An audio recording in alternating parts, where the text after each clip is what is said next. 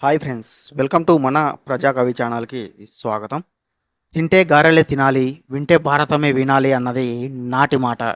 తింటే గారెలే తినాలి, వింటే వేమన గారి పద్యమే వినాలన్నది నేటి మాట. హాయ్ ఫ్రెండ్స్, సమాజంలో చాలామంది కాలానికి తల ఉంచి మనకు జీవితంలో ఎదురయ్యేటువంటి పరిస్థితులకు అనుగుణంగా బ్రతకాలని చెప్పి చెప్తూ ఉంటారు. అసలు ఎందుకు కాలానికి తల ఉంచి బ్రతకాలి? బ్రతకకపోతే ఏమవుతుంది? అసలు మనకు ఎదురయ్యేటువంటి పరిస్థితులకు ఎందుకు బెండ్ అయిపోయి ఎందుకు తగ్గి బ్రతకాలి? ఇప్పుడు ఉన్నటువంటి జీవితాన్ని మనము ఎల్లకాలము ఎందుకు జీవించలేము? ఎందుకని ఈ లైఫ్‌నే మనం జీవితాంతం లీడ్ చేయలేము? అరే! ఉన్నది ఒకటే జీవితం కదా! ఉన్న ఈ ఒక్క జీవితంలో కూడా మనము కాలము లేదంటే ఎదురయ్యేటువంటి పరిస్థితులకు ఎందుకు అనుగుణంగా మారి ఎందుకు తగ్గి బ్రతకాలి? ఎందుకంటే ఖచ్చితంగా అలానే బ్రతకాలి.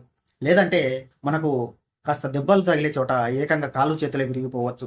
సో, అందుకే ఖచ్చితంగా ఆ ఎదురయ్యేటువంటి పరిస్థితులకు లేదంటే కాలానికి తల వంచి ఖచ్చితంగా బ్రతకాలి. సో, ఈరోజు వీడియోలో మనం ఆ కాలానికి లేదంటే మనం ఎదురయ్యేటువంటి పరిస్థితులకు ఎందుకు తల వంచి బ్రతకాలి? ఎలా బ్రతకాలి అనేటువంటి విషయాన్ని ఈ వీడియోలో చూద్దాం. ఫ్రెండ్స్, మీలో చాలామంది 'ఇంద్ర' సినిమా చూసే ఉంటారు. 'ఇంద్ర' సినిమాలో చిరంజీవి గారు వారణాసికి వెళ్ళకముందు రాయలసీమలో ఎంతో గొప్పగా జీవిస్తాడు. అంటే ఒక రాయలసీమ పీపుల్ లీడర్‌గా, అదేవిధంగా చుట్టూ ఎన్నో ఆస్తిపాస్తులు కలిగి, ఒక ఇంద్రభవనం లాంటి ఇల్లు కలిగి, ఆ ఇంట్లో పదుల సంఖ్యలో పని మనుషులు కలిగి, సో ఈ విధంగా ఎన్నో రాజభోగాలను అనుభవిస్తూ ఉంటాడు. అయితే సినిమా మధ్యలో కాలం అతని ముందుకు రిజర్వాయర్ అనేటువంటి పరీక్ష తీసుకొని వస్తుంది. ఆ సమయంలో ఇంద్రసేనారెడ్డి ఆ కాలానికి తల వంచి ప్రజల యొక్క శ్రేయస్సు కోరి వీరశంకర్ రెడ్డి అనేటువంటి విలన్ పెట్టేటువంటి కండిషన్స్ వల్ల అతనికి ఉన్నటువంటి రాజభోగాలను, తనకి ఉన్నటువంటి సొంత ఇంటిని, అదేవిధంగా అతని చుట్టూ ఉన్నటువంటి ఎన్నో వందల కోట్లు విలువ చేసేటువంటి ఆస్తిపాస్తులను అన్నీ కూడా అతనికి తనఖా పెట్టి, మళ్ళీ అదే విలన్ పెట్టేటువంటి ఒక కండిషన్ వల్ల ఒకానొక టైంలో ఇంద్రసేనారెడ్డి ఆ రాయలసీమను వదిలి వారణాసికి వెళ్ళవలసి వస్తుంది. సో ఆ విధంగా కొన్ని కండిషన్స్ మధ్య సీమను వదిలి వారణాసికి వెళ్ళినటువంటి ఆ ఇంద్రసేనారెడ్డి అనేటువంటి క్యారెక్టర్ ఒక సామాన్యుడి పాత్రలో ఒక టాక్సీ డ్రైవర్ రూపంలో అక్కడ జీవిస్తూ ఉంటాడు. అసలు ఎందుకని ఒక రాయలసీమలో ఎన్నో రాజభోగాలను, ఎన్నో ఆస్తులు కలిగినటువంటి ఒక పీపుల్ లీడర్గా ఎదిగినటువంటి ఇంద్రసేనారెడ్డి వారణాసికి వెళ్ళి ఒక సామాన్యుడి టాక్సీ డ్రైవర్ లాగా ఎందుకు బ్రతకాల్సి వచ్చింది? ఎందుకంటే ఎటువంటి పరిస్థితులలో అతడు సీమను వదిలి వారణాసికి వచ్చాడు అనేటువంటి విషయం ఇంద్రసేనారెడ్డికి బాగా తెలుసు. అందుకే సీమలో ఎన్నో రాజభోగాలను అనుభవించినటువంటి ఇంద్రసేనారెడ్డి వారణాసికి వచ్చి ఒక సామాన్యుడిలా ఒక టాక్సీ డ్రైవర్ రూపంలో జీవిస్తూ ఉంటాడు. అలా కాదని నాకు ఎంతో పేరు ఉంది, సీమలో నాకు ఎంతో రాజ వైభోగం ఉంది, నాకు ఎన్నో ఆస్తిపాస్తులు ఉండేవి, నేను అక్కడ ఒక ఫ్యాక్షన్ లీడర్గా ఎంతో గొప్ప స్థాయిలో ఎదిగాను, ప్రజల నాయకుడిగా ఎదిగాను అని చెప్పి ఇక్కడ కూడా అలాగే బ్రతుకుతానంటే ఎలా కుదురుతుంది? అరే సీమలో అంటే నాకు అన్నీ ఉండేవి, ప్రజల యొక్క అండ ఉండేది, నా చుట్టూ ఆస్తిపాస్తులు ఉండేవి, కానీ ఇప్పుడున్నటువంటి సిచ్యువేషన్లో అవన్నీ లేవు. ఊరు కానీ ఊరు వచ్చాను, టైం కానీ టైంలో ఊరు కానీ ఊరు వచ్చి నేను అక్కడ ఉన్నట్టే ఇక్కడ ఉండాలంటే ఎలా కుదురుతుంది? అక్కడ ఉన్నన్ని ఆస్తులు, అక్కడ ఉన్నంత రాజ వైభోగము, అక్కడ ఉన్నంత ప్రజల ఆదరణ ఇక్కడ ఉండకపోవచ్చు కదా. సో కాబట్టి అందుకే మనం ఎటువంటి పరిస్థితులలో ఏ ప్రదేశానికైతే వెళ్ళామో అక్కడ ఆ టైంలో ఆ ప్రదేశంలో ఆ పరిస్థితులకు అనుగుణంగా జీవించాలి అనేటువంటి విషయం ఇంద్రసేనారెడ్డికి బాగా తెలుసు. అలా కాకుండా సీమలో నేను పెద్ద ఫ్యాక్షన్ లీడర్ని, నాకు సీమలో ఎన్నో ఆస్తిపాస్తులు ఉన్నాయి, ఎంతో ప్రజల ఆదరణ ఉంది, సీమలో చాలా గొప్ప రాజభోగాలను అనుభవించాను, అటువంటి నేను వారణాసికి వచ్చి ఎందుకు కాలానికి తల ఉంచి పరిస్థితులకు లోబడి అంత తక్కువ జీవితాన్ని నేను ఎందుకు అనుభవించాలి అనుకుంటే అక్కడ వీరశంకర్ రెడ్డి ఏమో కానీ ఇక్కడ షౌకత్ అలీ కానీ వేసేసేవాడు. సో ఇవన్నీ తెలుసు కాబట్టి ఇంద్రసేనారెడ్డి సమయంలో టైం కాని టైంలో ఊరు కాని ఊరు వచ్చాను. సో ఏ ఎండకు ఆ గొడుగు అన్నట్టుగా ఏ ఊరైతే వెళ్తామో ఆ ఊరి పరిస్థితులకు తగ్గట్టుగా మనం జీవించాలి అనేటువంటి విషయం ఇంద్రసేనారెడ్డికి తెలుసు కాబట్టి అక్కడ వారణాసి యొక్క పరిస్థితులకు అనుగుణంగా ఒక ట్యాక్సీ డ్రైవర్ రూపంలో జీవిస్తూ ఉంటాడు. సో ఈ విషయాన్ని ఎందుకు చెప్తున్నానంటే మనకు మన ఊరిలో ఎన్ని ఆస్తిపాస్తులైనా ఉండొచ్చు, మనం ఎంత గొప్పగా అయినా జీవించి ఉండొచ్చు, కానీ కాలం కలిసి రానప్పుడు, మన సమయం మనది కానప్పుడు, కాలము మన జీవితాన్ని గాడి తప్పించినప్పుడు, కాలం ఏ పరిస్థితుల్లోకి అయితే మనల్ని తీసుకువెళ్తుందో, ఏ ప్రదేశానికైతే మనల్ని తీసుకువెళ్తుందో ఆ ప్రదేశానికి తగ్గట్టుగా ఆ పరిస్థితులకు లోబడి తల వంచి జీవించవలసి ఉంటుంది. అలా కాదని చెప్పి నా ఊరిలో నేను ఎంతో గొప్పగా బ్రతికాను, ఇక్కడికి వచ్చి మళ్ళీ ఎందుకు తగ్గి బ్రతుకుతానంటే అక్కడ లేచిన్నదలా ఇక్కడ దిగి పడుతుంది.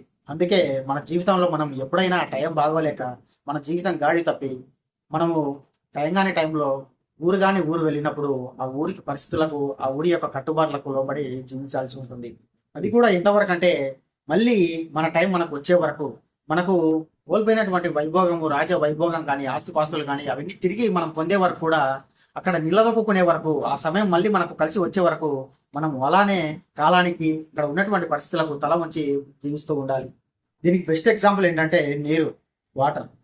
మీరు ఎప్పుడైనా ఇంటిని కట్టించేటప్పుడు మొట్టమొదట బోర్ వేస్తారు కదా, ఆ బోర్ వేసినప్పుడు దానికి మోటార్ బిగించి ఆ మోటార్కి ఒక పైప్ లైన్ కనెక్షన్ ఇచ్చి, పైప్ లైన్ మీ మిద్దె మీద లేదంటే ఎక్కడైనా బాత్రూమ్ మీద పెద్ద డ్రమ్ అరేంజ్ చేస్తారు. ఆ మోటార్ నుండి ఆ పైప్ లైన్ ని డ్రమ్ కనెక్ట్ చేసి మళ్ళీ డ్రమ్ అవుట్ సైడ్ నుండి పైప్ లైన్ అలా కనెక్షన్ తీసుకొచ్చి బాత్రూమ్ లోని ఒక చిన్న ట్యాప్ కి కనెక్షన్ చేసి ఆ ట్యాప్ కింద ఒక బకెట్ పెడతారు. సో ఇప్పుడు మీరు ఎప్పుడైతే బోర్ వేస్తారో ఆ వెయ్యక ముందు నీళ్లు చూడండి, భూమి కింద ఎంతో పెద్ద విస్తీర్ణంలో ఎంతో స్వేచ్ఛగా ఉంటాయి వాటర్. ఎంతో విశాలంగా అడ్డు అదుపు లేకుండా ఇష్టం వచ్చినట్టు పారుతూ ఉంటుంది భూమి లోపల నీరు. ఎప్పుడైతే మనం బోర్ వేస్తామో, బోర్ వేసి మోటార్ ఫిట్ చేస్తామో, మోటార్ స్విచ్ వేయగానే భూమి లోపలి భాగంలో ఎంతో విశాలంగా అడ్డు అదుపు లేకుండా ఎంతో స్వేచ్ఛగా తిరిగినటువంటి నీరు, ఎప్పుడైతే మీరు మోటార్ స్విచ్ ఆన్ చేస్తారో అప్పుడు నీరు ఒక్కసారిగా మోటార్ ద్వారా సన్న పైప్ ద్వారా, అంటే భూమి లోపల ఎంతో అడ్డు అదుపు లేకుండా విశాలంగా ప్రవహించినటువంటి నీరు మీరు పెట్టేటువంటి మోటార్ అనేటువంటి ఒక కండిషన్ వల్ల అది అనుకోని సమయంలో అనుకోని ప్రదేశంలోకి చొరబడి ఒక చిన్న పైప్ ద్వారా అలా ప్రవహించి డ్రమ్ములోకి వచ్చి ఆ డ్రమ్ము నిండిన తర్వాత డ్రమ్ము అవుట్ సైడ్ నుండి మనం ఇచ్చినటువంటి పైప్ కనెక్షన్ ద్వారా మళ్ళీ తిరిగి చిన్నగా ఆ కుళాయి వరకు వచ్చి చేరుతుంది. అది కూడా ఇంతవరకు మనం ఎప్పుడైతే ట్యాప్ ఓపెన్ చేస్తామో అంతవరకు కూడా నీరు అనేది ఆ మోటార్ దగ్గర నుండి ఈ యొక్క ట్యాప్ వరకు కూడా కాలం నిర్దేశించినటువంటి ఆ చిన్న గ్యాప్ లోనే నీరు ప్రవహిస్తూ ఉంటుంది. ఇక్కడ మనం గమనించాల్సింది ఏంటంటే, కాలం మనకు అనుకూలంగా ఉన్నప్పుడు మనం స్వేచ్ఛగా వీరావిహారం చేస్తూ ఎంతో గొప్పగా జీవితాన్ని గడపవచ్చు. కానీ ఎప్పుడైతే మనకు పరిస్థితులు అనుకూలించవో, మన యొక్క జీవితం గాడి తప్పుతుందో, అప్పుడు మనకు కాలము ఎటువంటి ప్రదేశాన్ని, ఎటువంటి పరిస్థితులను అయితే మనకు నిర్దేశిస్తుందో ఆ యొక్క ప్రదేశానికి లేదంటే ఆ పరిస్థితులకు అనుగుణంగానే మనం జీవించవలసి ఉంటుంది. ఆ విషయాన్ని మనం ఈ యొక్క నీటి ప్రవాహం ద్వారా మనం తెలుసుకోవాలి. సో కాలం చూడండి, భూమి లోపల ఎంతో స్వేచ్ఛగా ప్రవహిస్తున్నటువంటి నీటిని మోటార్ అనేటువంటి ఒక కండిషన్ పెట్టి నీరును ఒక ఇంచు గ్యాప్ ఉండేటువంటి ఒక చిన్న పైప్ లైన్ లో ఇమిడిపోయేలా చేస్తుంది. అంటే ఆ కాలం పెట్టినటువంటి మోటార్ అనే కండిషన్ వల్ల ఎంతో విశాలంగా ప్రవహించినటువంటి నీరు ఒక్కసారిగా కాలానికి పరిస్థితులకు తల ఉంచి చిన్న పైప్ లైన్ అనేటువంటి ఒక చిన్న గ్యాప్ లో ప్రవహిస్తూ పోతుంది. ఇది కూడా ఎంతవరకు మీరు ఎప్పుడైతే ట్యాప్ ఓపెన్ చేస్తారో అంతవరకే ఆ నీరు అనేది ఆ పైప్ లో ఆ కాలం నిర్దేశించినటువంటి పైప్ లైన్ గ్యాప్ లో ప్రవహిస్తూ ఉంటుంది. ఎప్పుడైతే మీరు ట్యాప్ ఓపెన్ చేస్తారో, ఇంతకు ముందు మీరు బోరు వేయక ముందు నీరు ఏ విధంగా అయితే విశాలంగా భూమి లోపల ఉంటుందో అదే విధంగా మీరు ఎప్పుడైతే ట్యాప్ ఓపెన్ చేస్తారో అప్పుడే నీరు అనేది తన పూర్వ వైభవాన్ని తెచ్చుకొని బకెట్లో మళ్ళీ విశాలంగా ప్రవహిస్తుంది. సో దీన్ని బట్టి ఏమర్థమవుతుందంటే, కాలం మనకు అనుకూలించినప్పుడు మనం ఇష్టం వచ్చినట్లు ఎంతో స్వేచ్ఛగా ఎలాగైనా బ్రతకవచ్చు. కానీ కాలం మనది కానప్పుడు, టైం మనది కానప్పుడు, పరిస్థితులు మనకు అనుకూలంగా లేనప్పుడు కాలం మన ముందు ఎటువంటి పరీక్షను అయితే పెడుతుందో, ఎటువంటి పరిస్థితులనైతే కాలం మనం ముందుకు తీసుకువస్తుందో ఆ పరిస్థితులకు లోబడి జీవించవలసి ఉంటుంది. ఆ తర్వాత మళ్ళీ మనకు కాలం ఎప్పుడైతే కలిసి వస్తుందో ఆ టైంలో మనకు పూర్వ వైభవాన్ని మనం తెచ్చుకొని మనం స్వేచ్ఛగా బ్రతకవచ్చు అని చెప్పి ఒక చిన్న నీటి ప్రవాహం అనేటువంటి చిన్న ఉదాహరణ మన జీవితానికి ఎంతో గొప్ప గుణపాఠాన్ని నేర్పిస్తుంది. సో ఇదే విషయాన్ని యోగి వేమన గారు చెప్పినటువంటి ఒక చక్కటి పద్యం ద్వారా తెలుసుకుందాం. అనువుగాని చోట అధికుల మనరాలు, కాలం ఒక్కరీతి గడప బలయు, విజయుడిము తప్పి విరటుని గొలవడ, విశ్వదాభిరామ వినురవేమ.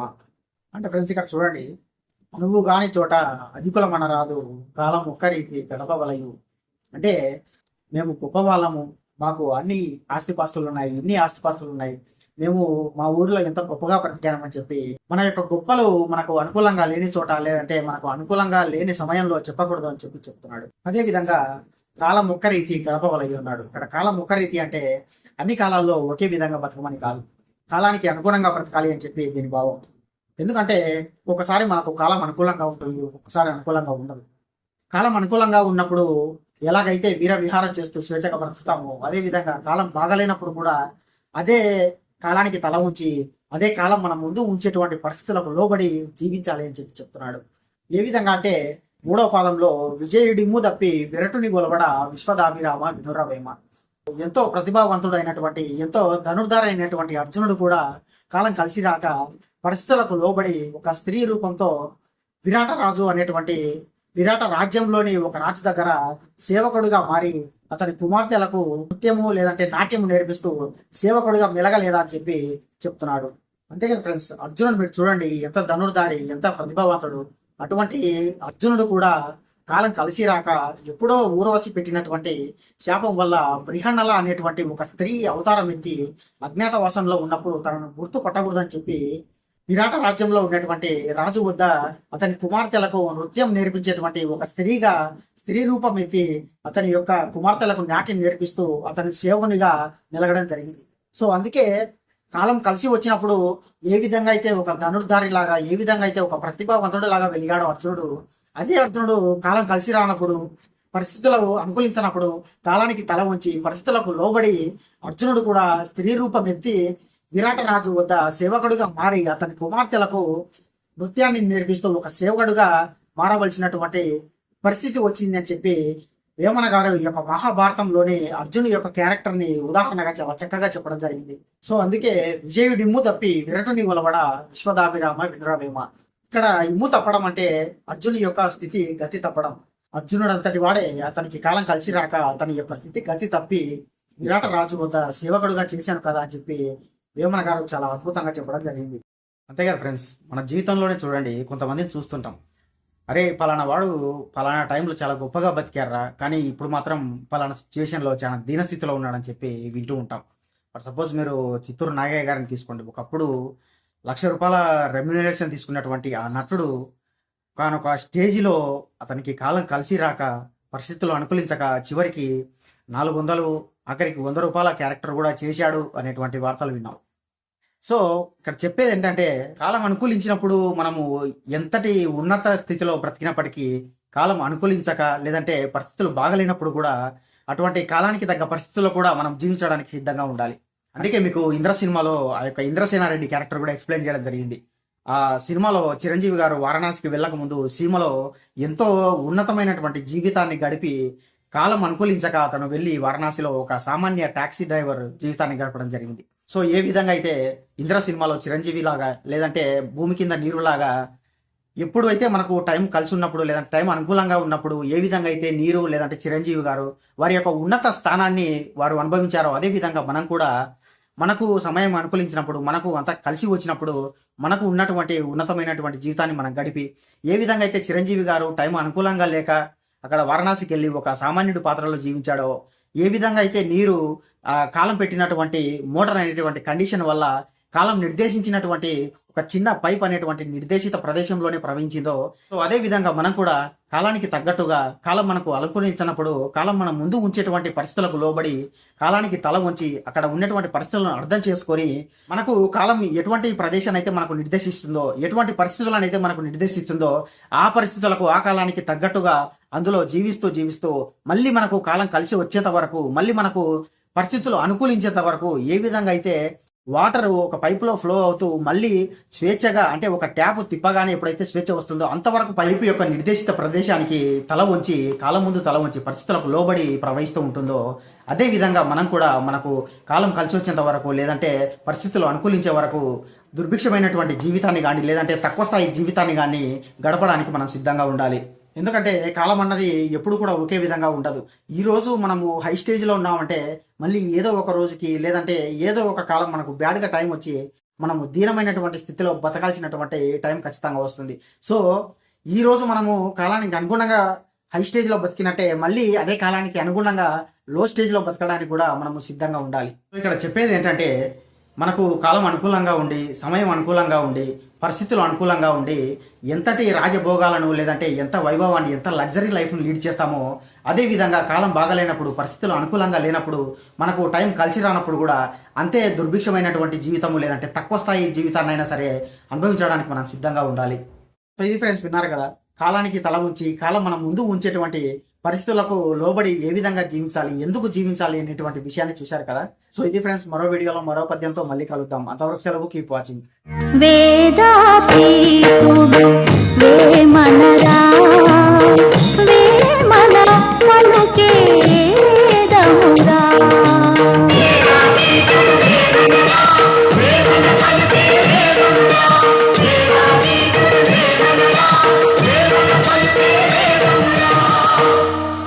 ఫ్రెండ్స్, ఈ వీడియో మీకు నచ్చినట్లయితే లైక్ చేయండి, నచ్చకపోతే షేర్ చేయండి. ఈ ఛానల్ మీకు ఎంతో కొంత యూజ్ అవుతుందంటే మాత్రం సబ్స్క్రైబ్ చేసుకోండి. ఓపికతో విన్నందుకు ధన్యవాదాలు. వేమన గారి ఆశీస్సులు ఎల్లప్పుడూ మీపై ఉండాలని కోరుకుంటూ ఇట్లు మీ ప్రజాకవి.